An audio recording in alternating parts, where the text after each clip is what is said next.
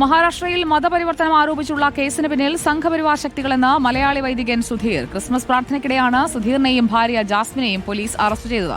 കേസിൽ ജാമ്യം ലഭിച്ചെങ്കിലും ആശങ്ക അവസാനിക്കുന്നില്ലെന്ന് നാഗ്പൂരിലെത്തിയ റിപ്പോർട്ടർ സംഘത്തോട് സുധീർ പറഞ്ഞു.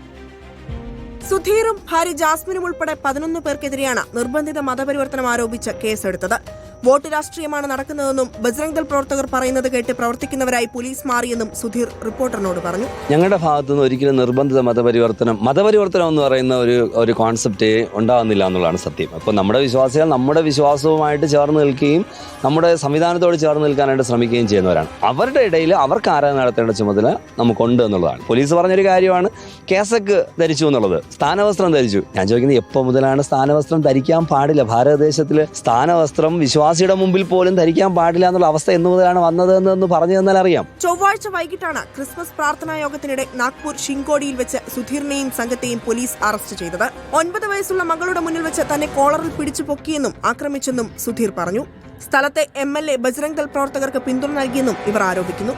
എല്ലാ മാസവും തിങ്കളാഴ്ചകളിൽ പോലീസ് സ്റ്റേഷനിൽ ഹാജരാകണമെന്ന ഉപാധിയോടെയാണ് സുധീറിനും സംഘത്തിനും കോടതി ജാമ്യം അനുവദിച്ചത്. ജനുവരി 13-ന് കേസിന്റെ വിചാരണ നടക്കും.